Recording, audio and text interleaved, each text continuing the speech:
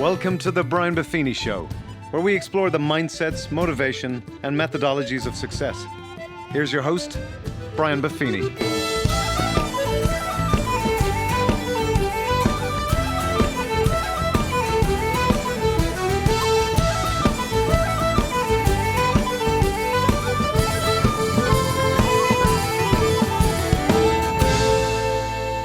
Well, it's not your host just yet. It's David Lally again, and we went into the archives today to bring you an inspirational message that Brian gave at our Mastermind event a number of years ago. The reason you might find this presentation so pertinent is that Brian loves to teach from principles, and he always says, principles don't change, only the tactics do.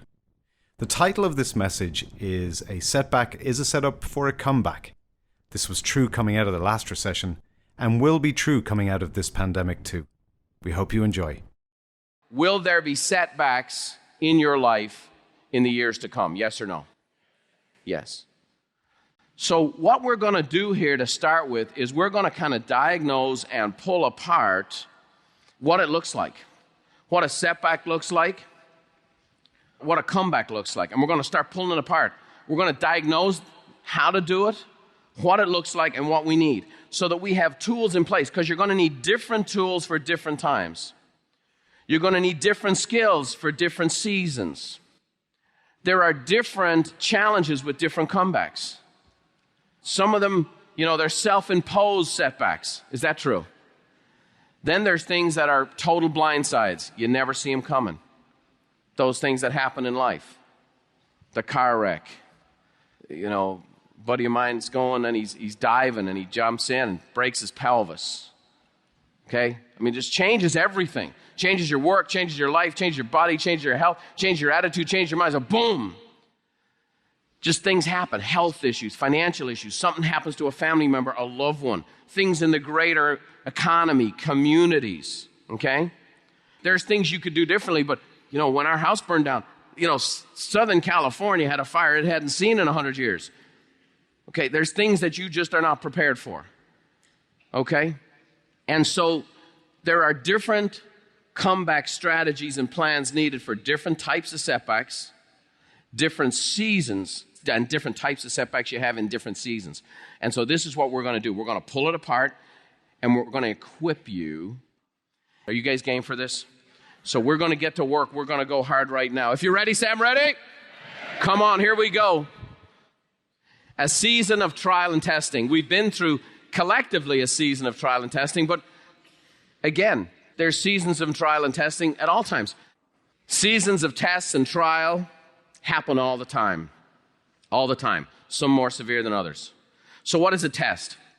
It's to refine gold or silver by destruction, by applying intense heat and reducing by abrasion. That's what a test is. That's according to Noah Webster. To refine gold or silver by destruction, by applying intense heat and by reducing by abrasion. Have any of you been in any intense heat the last couple of years? Let me see your hands, please. You always thought being hot was a good thing, didn't you? Now, last year, in fact, it was 2 years ago, I introduced the concept of the crucible. Do you guys remember this? I talked about being in the crucible and the crucible of life. And the crucible, this is how they refine gold. And this is a powerful thing. They take gold. Is gold valuable, yes or no? You take valuable gold and you put it into the crucible, intense heat. And as you go into the crucible, the intense heat melts you down. Now the purpose is that those impurities, those things that actually create less value in you, get burned off. And what comes out the other side is a gold that's more valuable and more precious. As you go up to different levels of gold, 14 to 18 to 24 karat gold, what happens is it's a more pure form of gold. It means it's been tested in the fire more. It means it's had that stuff burned off. Well, that's what being tested is like. Now, what happens is we can run from it, we can hide from it, we can medicate away from it, we can numb it out, we can run away from it, we can drink it out, we can eat it out, we can TV it out, we can do whatever we want. But the truth of the matter is, what we need to have is a plan when you're in the crucible. It's not fun. We just need to know that we're in the crucible. We're being tested. It won't be forever. It never is. But you come out the other side pure like gold. And that's what testing and trial is all about. A trial is suffering that puts strength, patience, or faith to the test. It's interesting. Say those three words with me: strength, patience, and faith. 1, 2, 3. Strength. It's interesting how a trial does that. Mentally, emotionally, I'm pretty strong. Faith, defining part of my life. Where do I get the trial? Hurry up, say it. Hurry up. Good grief, you people are slow. So no, I don't struggle with any of these. And it's funny, every time I declare to the family, here it is, God's put me in the crucible, I'm just dedicating myself to be a more patient guy. Here's the one thing, never pray for patience. Never. No, it's bad, because it comes at you, it's waiting out. I was putting a little outline together. Beverly will die laughing, this is true. I was putting this stuff together, and I was writing my notes, and I wanted to make copies to bring into the office and whatever else, on trial and patience. So I was doing all this stuff on patience. True story. Now, I'm not exactly Mr. Techno Wizard. I have all the Techno Wizard people around me. So I just kind of say it, write it down. You know, this is my laptop. Are you following me? So here I am. I'm doing a presentation on patience. It's supposed to take 5 minutes. It's true as I'm standing here. 4 hours later, I have, see these scars on my hand? That's from going jihad on a copy machine. Now, when my wife walks into my office, true story, I have my hand stuck in the copy machine. And she goes, how's the presentation on patience coming? Real good! True story. Another definition of trial, it's applications or temptations that prove the graces or virtues of people. See, that's the good side. When you're under trial, the truth of the matter is you're at your best too. You're at your best. You're at your very best. The graces and virtues, the character qualities, the toughness, the ability to stick it out, the ability to tough it through. Everyone in here is a survivor. Everyone in here has battled through difficult things. Everyone in here has demonstrated in their life, everyone, character qualities and virtues that are admirable, that are gifts to your future. And trials get us better at that. It's like a workout for your character. And that's the beauty of them. There is good that comes from all this. Yes, it's tough in the crucible. Yes, it's hot. Some of you are in the middle of it right now, and I know that. But hang tough. You're going to come out the other side. Lean into the graces and the virtues of your character, and you will come outside pure gold. Setbacks. It's a reversal or interruption in progress. It's a reversal or interruption in progress. Above progress, a good word is momentum. Momentum is powerful. You see, momentum works a couple of ways. When you feel like you can do no right, momentum's coming at you, and it's like, what's the point? What we have to do is get some positive momentum, and all of a sudden you get some wind at your sails. Some good things are happening. And even though people around you are saying, hey, this isn't so good, and that's not so great, and this is not so good, you get some good things going, and you get some momentum. Very, very powerful. And that's one of the things about setbacks. It reverses things, and we're going to talk about that because there's a sense of loss with that. It's an interruption, and it takes out your progress. Henry Ford said, the world was built to develop character. Powerful. And we must learn that setbacks, which we endure, help us keep marching forward. We're going to read this together. I love this quote. 1, 2, 3. The world was built to character. And we must learn that setbacks, which we endure, help us set up for a comeback. It's a great line. It's a great principle. A setback is a setup for a comeback. Now, what do we want? We want it instantly. Okay, I've had the setback. Let's go. Okay, I had the setback at 9, the comeback by 2, and the victory parade by 5. Yes? And in the bank account by 9 o'clock tomorrow morning. That's what we want. Is that true? We understand all this stuff intellectually. It's the emotions and the timing. It's the emotions and the timing. That's the issue. We go through these emotions with the setbacks. We want them to be over right away. Have you ever said out loud, I can't take anymore? How many of you have ever said that to yourself? Let me see your hands. How many of you found out that was not actually true? You could take more. Let me see your hands. This has got to be the bottom. No, you are in the 4-foot section right now, sweetheart. Oh no, this has got to be the end, and it's not. And it's kind of amazing. And you find out when you hit the bottom and you go through the bottom, there was a lot more in me than I thought. Is that true? Powerful stuff. Let's get to the happy place. You ready for the happy place? A comeback is a return to a former condition, prosperity or success. A return to a former condition, prosperity or success. Now, I got to pause here for a second. It's a return to a former condition, prosperity or success. This is very, very important. Last night I mentioned something that I think is a big deal, which is one of the reasons this era has hurt so many people so bad is that false expectations became the norm. Expectations that weren't rooted in fundamentals. And so what's happened is the reason why so many people are struggling is they want to go back to what they considered normal. So we had a false thing happen, that becomes our new normal, and we want to go back to that. Now there will be peaks and valleys. However, when we talk about the return, it's one of the things we want to return to the false expectation. And there's a tremendous amount of dissonance. And we feel like we're out of sorts because we took this high point and we said that's the way it's supposed to be. No, that was a high point. And it might not have been all that great, by the way. It's just a frame of reference. So we're going to give great definition today to what a real return means, to a former condition. The real former condition I'm interested in for you is your confidence. The real former condition I'm interested in you is your self-image. The real former condition I'm looking for you is understanding your value in who you are. My bride is always talking. Whenever she's encouraging people, she's always reminding them of their value. Always reminding them of their value. That's the former condition. The former condition, your winning ways, when you were at your best.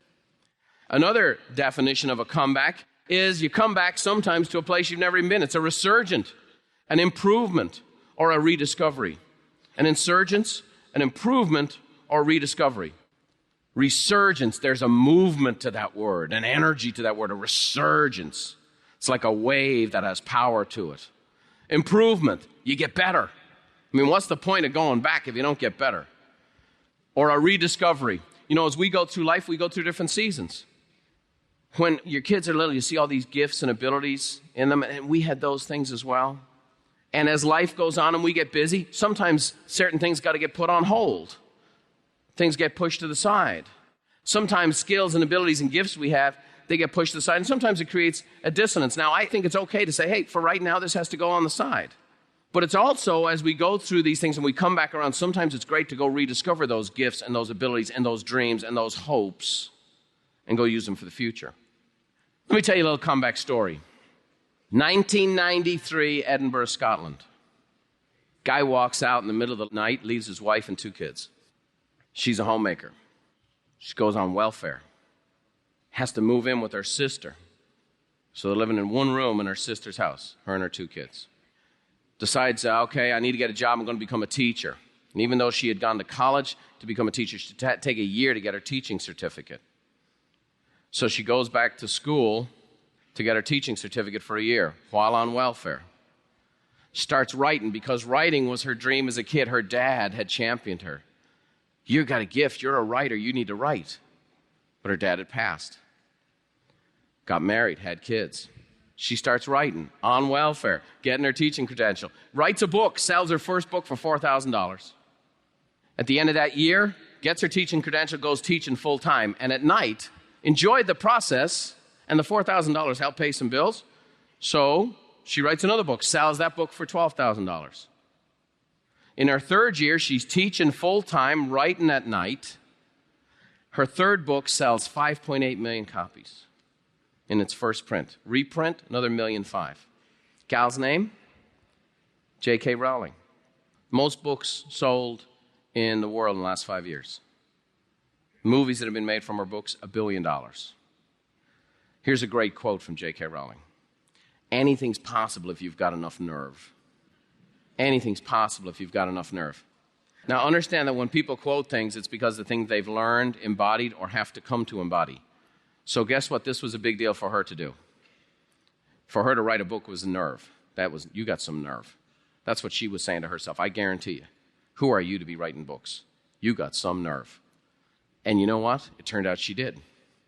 And that's a great gift that she gives to the rest of us. Comeback stories are everywhere. Now, let's again diagnose the comeback. You get the setback. You'll want the comeback. But most people's comebacks never get started. It's the comeback trail. Have you guys ever heard that phrase, the comeback trail? Well, I actually want to change that just by one letter. I want to call it the comeback rail. Because to me, it's a train that gets back on a track. For the young folks who are here, it's getting that train on the track right up front, and don't let your buddies get you sidetracked. You young folks, you need to know, even though you got buddies that you're friends with, who you hang out with, they often don't have your best interest in mind. Your mom and dad are the only people in this world you can count on to have your best interest in heart. Get on the rails. Get on the rails. When you're on the comeback rail, there's one thing that derails it, and that's emotions, our own emotions. Most comebacks are derailed by ourselves. So here's the first comeback derailer. It's a sense of loss. It's a sense of loss. I was in Europe for a couple weeks. There's a couple of guys I have a great relationship with. They own the largest real estate company in Europe. They're two partners, brilliant guys, among the most influential people in the industry in the world. And one of the guys is 72 years of age. And he said, I came over here. He was Canadian. He went to Europe, built the largest real estate organization in Europe, just dominating the marketplace. He said it took 15 years to build this. 15 years. And this guy is a high-energy guy. He said it took 15 years to build this, working at it every hour of every day. And it seems like it took 6 months to destroy it. He goes, I don't have another 15 years. Now, this is big, because some of you here are feeling this type of stuff. Not necessarily with the time frame. It took all these years, get derailed. Now I have this sense of loss. That's not the deal. Here's the understanding. Is during that 15 years, do you think nothing was accomplished? During that 15 years, do you think your character wasn't developed? During that 15 years, do you think you didn't get some experiences? During that 15 years, you didn't think your skills became sharper? How many of you today, honestly, are better business people than you were 3 years ago? Let me see your hands. Nice and high. Nice and high. So great. Great. You got a college education. It was an expensive one. How many of you would be better with your money today than you were 3 years ago? Let me see your hands, please. How many of you wish you'd have listened to me better 3 years ago? Can I see your hands, please? 15 years to build it, 6 months to tear it down. Sense of loss. There's people in this room who've handed the keys back to the bank on their home. There's people in this room who've probably filed bankruptcy. There's people in this room who've had to make some very tough choices. There's people in this room who've done difficult things. By the way, there's a whole bunch of people not in this room who've gone through these tough times. And the sense of loss is very difficult, and it's an emotion that derails. Why? Because I want to go back to that which I had in my mind. And every time I'm not there. Now, you are better today than you were when you were there. You are better. Your value, who you are. You've learned more. You'll be a little more cautious. You'll be a little more careful. You'll have a better plan. You won't be so loose. Is this true? And it won't take 15 years. A comeback doesn't take as long as it takes to construct something. It just doesn't. It just doesn't. A sense of loss. It's one of the emotional side effects. Number 2 is a feeling of overwhelm. A feeling of overwhelm. Now, I get this a lot, and if you're into details at all, it's very easy to get overwhelmed. My bride is gifted with the heritage profile. How many of you have had a heritage profile? So you know what global is, right? Well, Kevin Buffini will tell you that Beverly is a special category all of her own, and she calls her hyper-global. So like when our first child was born, she was talking about, I wonder who he's going to marry. I'm like, I'm trying to think, how do we get him in the car seat? She's thinking of grandchildren. So I have a tendency to get overwhelmed because I'm actually into the details, right? True story. One night she sends me a text message. It's a true story. She goes, honey, could you pick up Island Brothers chicken for dinner tonight? I go, that's going to be tough. I'm in Toronto. Now, when we talked that night, I said, honey, I could never have married a clingy woman. But I would like you to know I'm out of the freaking country. That would be helpful, okay? Just a little.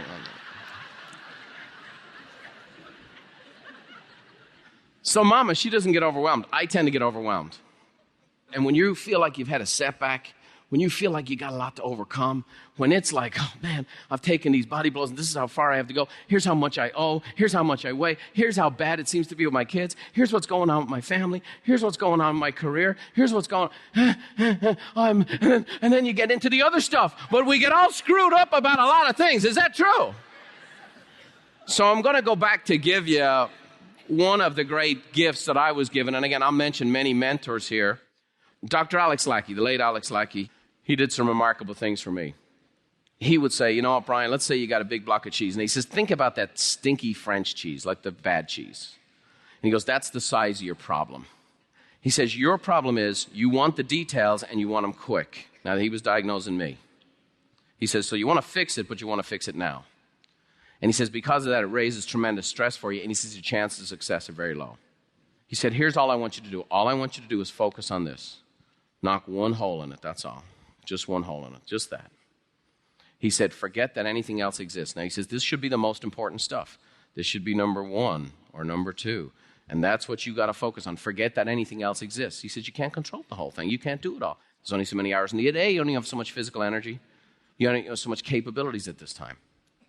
Forget everything else exists. And he says, when you get that knocked out, that's success.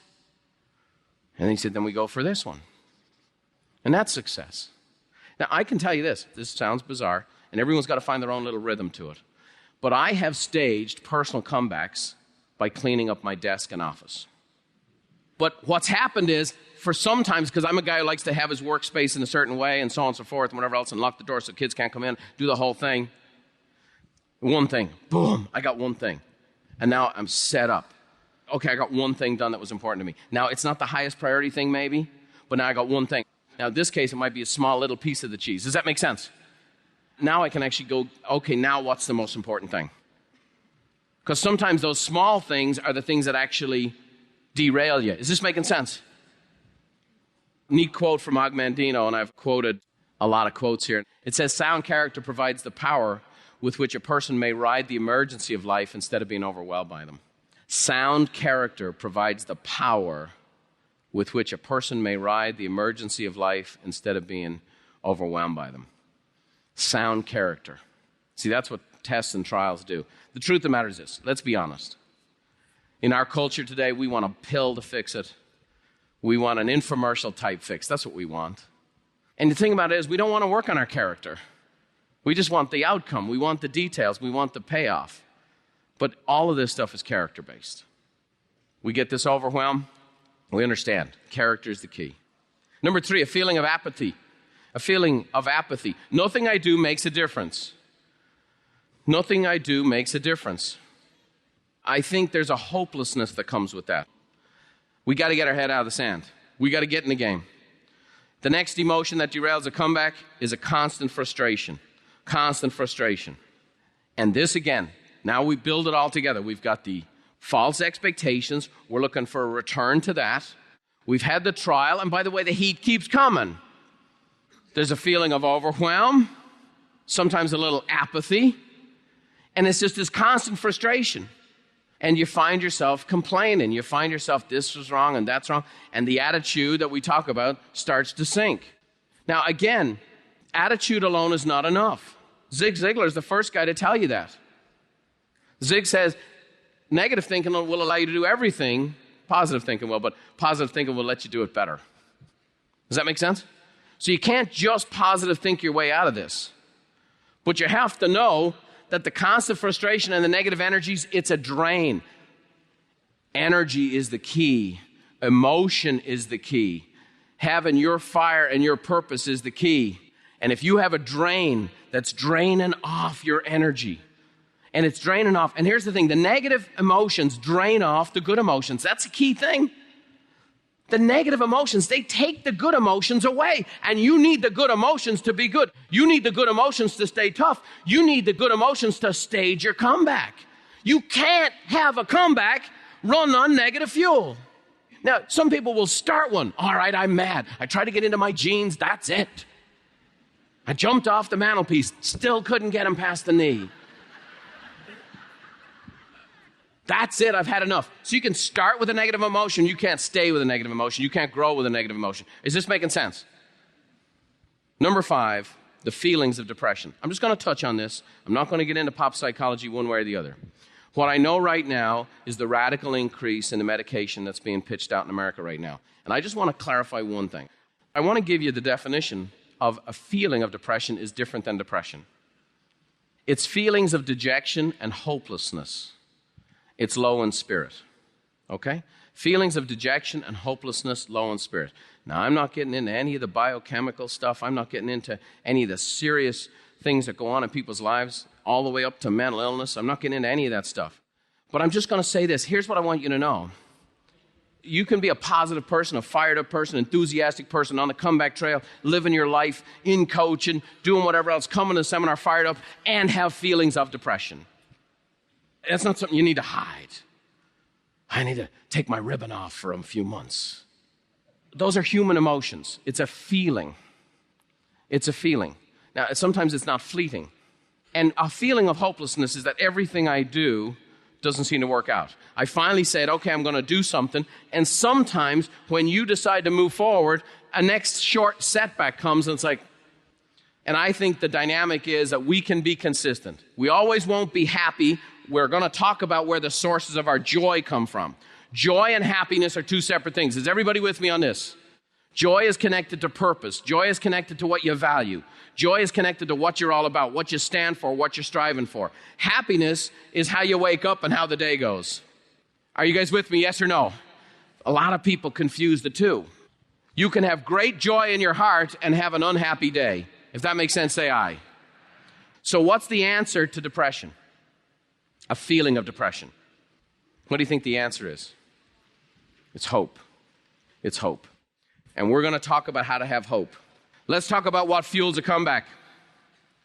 What fuels a comeback? Just so I'm sure, are you guys ready for a comeback? Come on now. Big time. And I'm not just talking about getting back to where you were. I'm talking about a resurgence, an improvement. A vision for the future is the first thing. You got to have a vision for the future. You got to have a picture of what it looks like. Now, you know, it's not perfect, and you won't come down off the mountain with a tablet of stone here. But you got to have something in mind. You got to have something in mind. What am I trying to get accomplished? Lou had a vision in mind. Here's what I'm going to try to do. And he kept painting the picture, and he kept selling those kids on it. Kept selling them on it. Here's where we're going. Here's where we're going. A vision for the future. Next, a sense of purpose. A sense of purpose. Now, just so you know, the self-help industry took off with Dale Carnegie. How to win friends and influence people. He was doing seminars in the 1910, 1912, all the way up 1920. Then Napoleon Hill came along with Think and Grow Rich. And those two men, and then George Clayson with The Richest Man in Babylon, those three guys were all living at the same time. Those three guys actually even did presentations together. Could you have liked to have been at a seminar those guys gave? Come on. No DVRs. That would have been cool. But we get their books, don't we? Just so you know, America really led the way in this. I'm telling you right now, when I came here as an immigrant, I had never even heard of self-help seminars. There were no self-help seminars in Ireland when I left. Here's how you help yourself to 11 pints of Guinness as opposed to 12. Okay, I mean, we just didn't have them. I never heard of them. Maybe they were there. I just never saw them. So I come here, and it's like, man, I start working. I get this mentor of mine, Gene Coolman. He says, you got to go see Zig Ziglar. It was like my first couple of days, you got to go here. And then I got into real estate. Oh, you got to go to a seminar every day because it beats working. Let's go to these seminars. And it was all this kind of stuff. But you need to know, as much as that is part of the American culture, and I believe a huge part of what makes this whole place go in North America, is this stuff's been around a long time. This sense of purpose, this is not something that came up in corporate America or whatever else. I'm going to take you back to 150 A.D. As a ruler, this man ruled over 2/3 of the earth's surface. You only know him as a character in Gladiator, is Marcus Aurelius. Emperor Marcus Aurelius said this. He said, everything, a horse, a vine, is created for some duty. For what task then were you yourself created? A man's delight is to do the things he was made for. Now, that's a big statement, okay? So a person's delight is to do the things he was made for. This is one of the reasons we love the heritage profile. You do the things you're designed to do. But when people get down to this whole dynamic of purpose, it kind of freaks them out because they think it has to be this grandiose thing. And, maybe it's, here's what Nelson Mandela did, and here's what Mother Teresa did, and those are people whose purposes became enormous and they're very valuable. Here's a couple things. We're going to do this, and we're going to do some work specifically tonight on giving you some tools and empowerment for your purpose, clarifying it, sharpen it, and define it. But I want to give you a couple of thoughts. You might even want to write these down. Let me tell you, when you start on your purpose, it starts with values. It starts with values. A little quote I've been saying for years: when your values are clear, your decisions are easy. When your values are clear, your decisions are easy. Say it with me. When your values are clear, your decisions are easy. That's the start of your purpose. When your values are clear, your decisions are easy. Now, let me give you a couple of other thoughts on the whole concept of purpose. Don't start with high and lofty. Don't start high and lofty. A purpose must start close to home. If you can't start with the people around you, here's the dynamic. And I'll talk about Mother Teresa because we all know her as this incredible icon. Mother Teresa, like all great things in life, started in Dublin. Mother Teresa was raised in a convent about a mile right there away from our house. Mother Teresa takes a call to go to Bangladesh. She had no design to start this great order that would work all over the world. That was not her design. Her purpose was this. She started helping out in these hospitals, and then she saw there was these areas in the hospitals where they had sick children, and they put the sick children there to die in Bangladesh, in unbelievable poverty. And so her purpose statement was this: to bring a smile to the face of a dying child, period. It wasn't this, I'm going to be known, I'm going to win the Nobel Prize, I'm going to do this, I'm going to do that. She didn't know who Nobel was. She knew about this one little room that was off of a hospital. And she wanted to bring a smile to the face of that child. Well, I believe all purposes need to start close to home, about things that are important, about things that resonate. Here's the deal. If I have this great purpose to go do all this stuff and I can't take care of my own family, then I have not earned the right to go do all this stuff. Does that make sense? And that's why many organizations and many people have toppled because they didn't take care of what was close to home. Your purpose needs to start close to home. Values are clear, decisions are easy. Don't start high and lofty. Let that develop if that ends up being your destiny. Let that develop. Don't get caught up in that. Start close to home. Number 3, fulfilling one's potential. Now, how many of you in here have that untapped potential in you? Let me see your hands. Nice and high. Nice and high.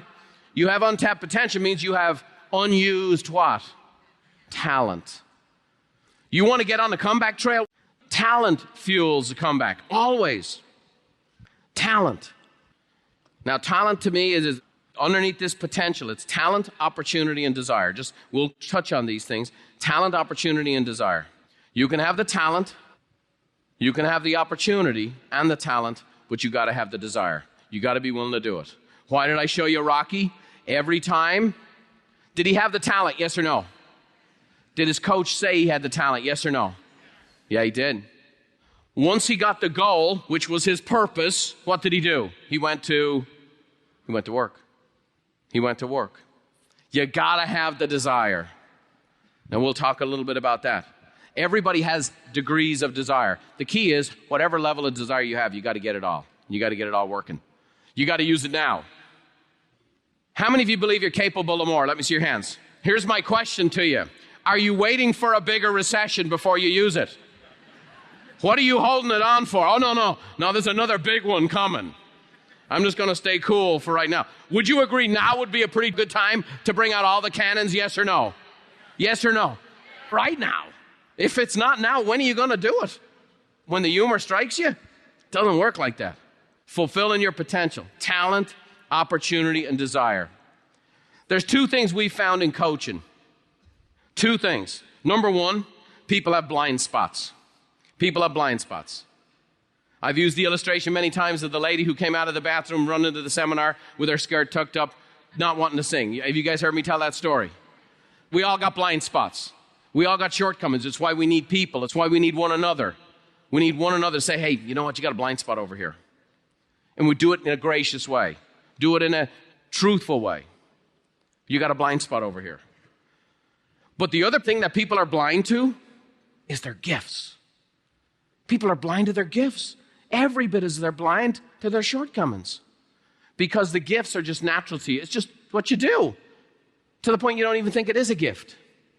One of my favorite authors in my whole life growing up, and this is interesting because I wasn't a particularly spiritual kid growing up, but for whatever reason, I always liked St. Augustine. And anything I ever read, or any quotes and the little pamphlets I've seen on it were very powerful. And this is one of my all-time favorite St. Augustine quotes. He says, men go abroad to wonder at the heights of the mountains, at the huge waves of the sea, at the long courses of the rivers, at the vast compass of the ocean, at the circular motion of the stars, and they pass by themselves without wondering. People are blind to their shortcomings and to their gifts. We've seen this in you, and you've seen this in you. There have been times you've surprised yourself. There's times you've done stuff, man, I didn't even know I could do that. There's times you've gotten certain results and you got a nosebleed. Woo! Whoa. This is going too fast. I'm doing more than I thought I would. Let me go back. We're all blind to this. The opportunity for gain is the next thing.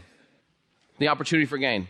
Okay, I made a promise, and I understand, please, in this room, 2,500 people, we got people from many different perspectives, okay? And here's the deal. I'm not a politician, not interested in politics, and I'm not going to talk about politics. I want to talk about something, though, that I think is important. And it's this. I believe deeply that part of what makes this whole thing go is that a free society tends to be built on a free market. Does that make sense? It's a big deal. Here's the dynamic. Capitalism is a good thing. Capitalism is a very good thing. Is it a perfect thing? No. In a free market of capitalism, do people ever get greedy? Do people ever do dishonest things? Yeah. Sometimes very powerful people do greedy, dishonest things that impact a lot of other people. Is that a true statement? But I'm just going to share with you. I grew up in a culture which was conflicted. We had a socialistic economic country with very, very ambitious, driven people who wanted to improve themselves. That's why for over a century, Ireland's greatest export was its people. Millions of people left Ireland for years and years and years looking for a better life. Now, to try to control this and contain this, they tried to do the best they could. They came up with an environment that became socialistic. Ireland had a peak period because what they had was they had this Celtic tiger where all these folks who'd been going away for years, all of a sudden there were some opportunities. They gave some breaks. They gave incentives for American companies to go to Ireland, and they gave them tax breaks. I remember we bought this big IBM mainframe deal in our company, and our guy's on the phone. He says, can you help me with something? I'm walking down the aisle, and our head computer guy's like, hey, can you help me? And I'm like, with computers? And he goes, no, I just need some help. And he puts on the phone, and he puts it on speaker. And he says, I call this number. I can't understand a word she says. And I go, hi, IBM, how are you doing? What's your problem? Relax now. And he's like, I don't understand a word she's saying. So here it is. I'm calling the IBM 800 number, and it's in Leixlip in Ireland. So Ireland went through this resurgency, and people who'd been leaving stayed home. And all of a sudden, we had this 10-year run-up. It was unbelievable. I just want to share this. When you go to set your goals, you need to feel zero embarrassment about gain. You need to have a pride and a joy in, no. When you work hard, you deserve certain things. Is this making sense? This is the way it's supposed to be. This is the way it's supposed to be. If I work harder than that guy, I shouldn't get the same result as that guy. Would you guys agree with that, yes or no? Okay, no bloody way. If I work harder than you, if I'm willing to put my neck on the line, you want to know this? You're not an entrepreneur until you sweated making a payroll. I've written checks to make payroll. I've written checks to keep the doors open. I've put it all on the line. I've stayed up nights. I've gotten up early. I've put in the time. I've put in the energy. And so have you. And we're starting to get this little creepy thing and say, no, everybody's got to be the same. When did that ever happen in the course of human history?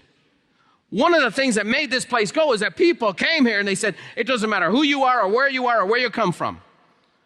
Right now, one of the reasons why Toronto's going through such a great resurgence is they have people coming from all over the world to Toronto. There's over 60 languages spoken in Toronto. People coming looking for a better life. You talk about recession, people are getting off the planes and coming to America today and going, you gotta be kidding me. I ordered my phone service and I got it in 2 days. Right today, Ireland, the more advanced country, you order phone service 11 weeks before you get a telephone. Sure, what's your hurry? Relax. Have a pint. No one's trying to talk to you anyway. Relax. I'm going to share this with you because I believe your goals need to be laced with this. Human beings are designed for this. If you put in the time, if you put in the effort, if you put in the risk, you deserve the reward. It's the way this life is supposed to work. It's all over this life. If you put seed in the ground and you fertilize and you water and you tend the garden, you should get a crop. Is that a true statement, yes or no? I sit down, I wait for it to happen, and then I complain that it didn't happen. Those two people cannot be compensated the same way. When you go to set your goals, there should be gain. There should be opportunity. There should be no embarrassment about it. There should be no hiding it. Now, you don't want to be braggadocious about it, telling other people. You just need to know there should be that in there. And we need to get back to that. We need to get in that game. Because when people see winners, they go, I want to be a winner too. Does that make sense? It becomes infectious. We had a guy in Ireland by the name of Eamon Coughlin. Now, you got to understand this. Listen. America, if you don't win a gold medal, they don't even, you finished? You got a silver? You win a gold medal? Unless you're in one of the key sports, people won't even remember your name. Ireland's won 3 gold medals, 2 silvers and 3 bronze in our lifetime. I can tell you every one of their names. Our first winner, Ronnie Delaney, 1954. I still remember it today because we showed it every single Sunday. So we're in this little culture. We haven't been starved for success. A guy comes along called Eamon Coughlin in the early 1980s. Goes to college in New York, wins the Wanamaker Mile, sets a world record. You got to be kidding me. And he goes on, and he wins world championships and world records and does this and does this and does this. And all of a sudden, skinny little guys in Dublin go into a track club where Eamon Coughlin is, and they're all trained together, and they're all trained together, and all trained together. Ireland, within 10 years, had 5 of the top 1,500-meter runners in the world. From having none, because they saw the example. That guy can do it. That guy's winning medals. That guy's being successful. And if he can do it, what? That's the way this is supposed to work, and that's what you're supposed to be. You're supposed to be a pebble on a pond. If you're going to come to the seminars and do the coaching and put in the effort and put the positive stuff in, it should show up. What are you doing? And it should show up for you. You're winning. What are you doing? How do I get to be more like you? Well, here it is. Pebble on a pond, pebble on a pond. And you all know, you've all shared how you've become successful. You've all shared why you've stayed up. You've all shared your attitude, and some take it and some don't. Is that true? But that's still your job. Opportunity again, powerful thing. Which I believe leads to number 5, making a difference. I believe we can make a difference in our world, in our economy, in our market. Mother Teresa made a difference where she was. Whether it was Calcutta, Bangladesh, wherever she went, she helped the people who were directly in front of her. Okay? Making a difference. I love this quote from her. She says, I found the paradox that if I love until it hurts, then there's no hurt, but only love. Powerful stuff. I believe wherever you are, you're to have that purpose for where you are. I believe that your comeback story is going to make a difference for other people. It should start close to the ones you love and the ones you're around and your immediate friends, family, and loved ones. And then it'll broaden itself out. And then it's like a pebble on a pond, and it starts to impact and impact and impact, and the ripples grow and the ripples grow. And every single person, listen, every single person in this room can do this. I believe everyone in this room is destined for this if you will embrace your future destiny. I truly believe that with my heart. That's not seminar speak. I believe that. Sylvester Stallone knows a lot about setbacks and a lot about comebacks. When he was born, there were serious complications with the birth. Doctor had to go in at the last minute to save his life, use the forceps, bring him out head first. All the nerves on this part of his face died, dead to this day. He wasn't acting in Rocky. That's actually the way his face looks. He grew up in very tough circumstances. Mom and dad divorced at a very young age. He was in 6 foster homes and 11 schools growing up. When he's 15, he finally moves into his mother's apartment in Philadelphia. Now, Rocky believed he was supposed to be an actor. That was his dream, and he wanted to pursue it. So he goes to New York and pursues it, and ends up meeting a gal who's another aspiring actress. They get married. They're trying this, they're trying that, they're trying this, and people are like, look at you.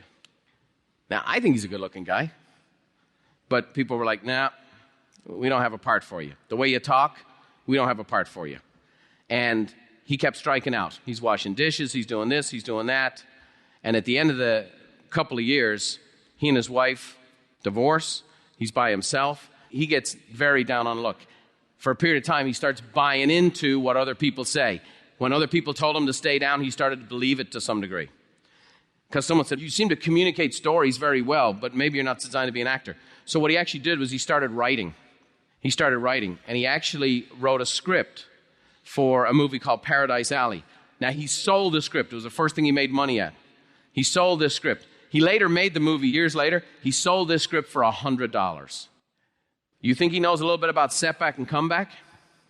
This guy was down to the very end. True story. Now, there's a lot of urban myths about Sylvester Stallone, and that's why I had to do a lot of research to validate what was true and what was not, including talking to his agent and everything else. Here's the true story. He got so desperate and so defeated, he the only companion left in his life was his dog. And he went down to the corner in 42nd Street, outside a liquor store, and sold his dog for $50 so he could eat. True story. Not Hollywood, true story. 2 nights later, he's meeting a friend in a bar. It's a sports bar. And on the TV in the corner, they show a fight. This is before pay-per-view. You used to actually be able to see this stuff. And there's a fight between Chuck Wepner and Muhammad Ali. And this is the story that the movie's based on. Chuck Wepner was a journeyman heavyweight. Muhammad Ali, the greatest fighter, the greatest entertainer perhaps that's ever lived. Ali didn't take the fight too seriously, came out, first round, Wepner knocks him down. Ali gets up and punishes this guy and beats the living tar out of him.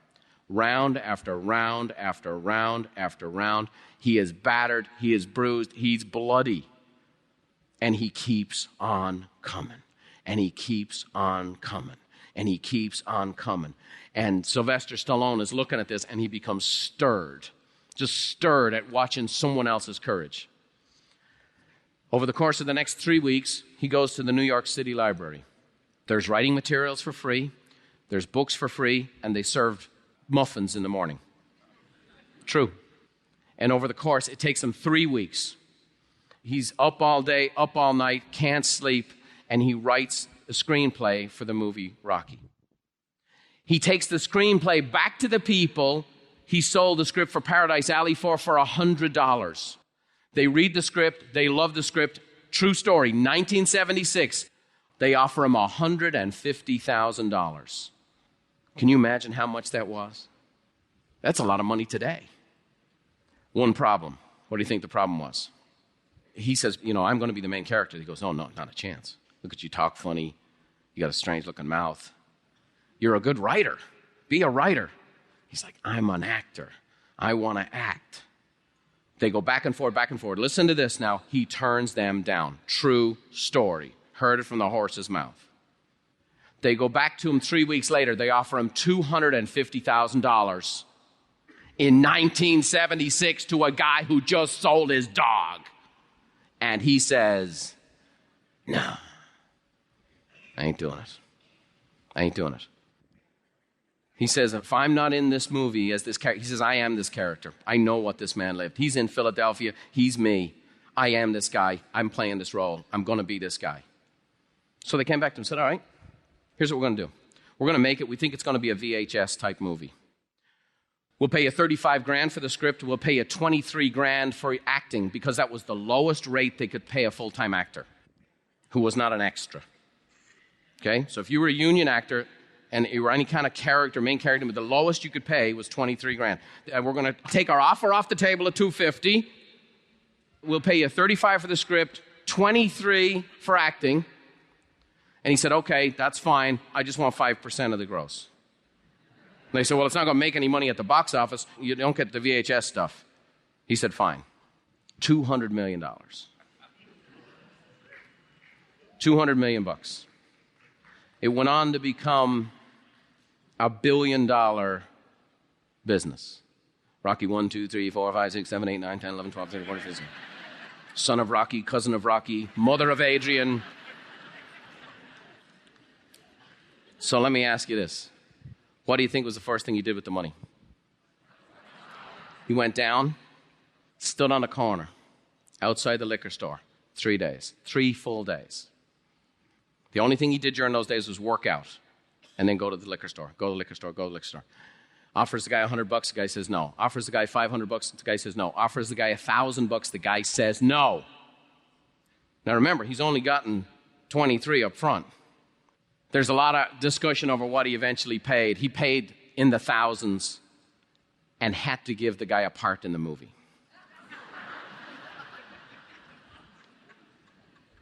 You remember in Rocky II, Butkus?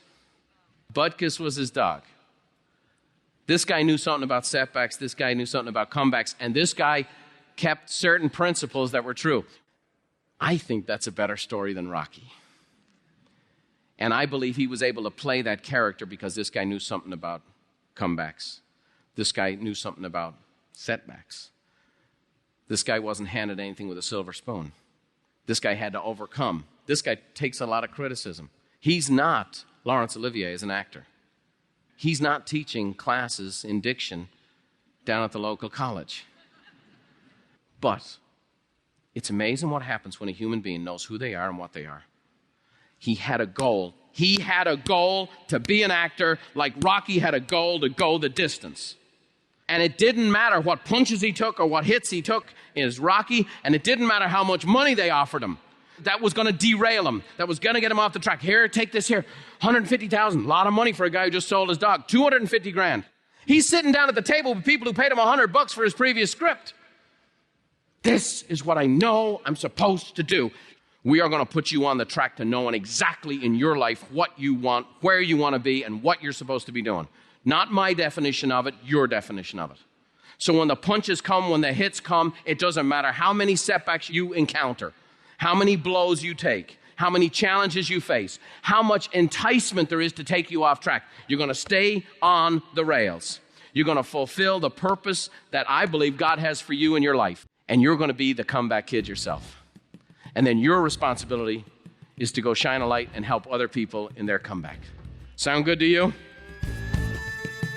Great stuff. Brian always reserves our best content for events like our MasterMind Summit and the Peak Experience. I hope we can get back to hosting those really soon. And for a final word, here's Brian's mum. May the road rise up to meet you, and may the wind always be at your back. May the rain fall soft upon your fields, and the sun shine warm upon your face. And until we meet again, may God hold you in the hollow of his hand. See you next time.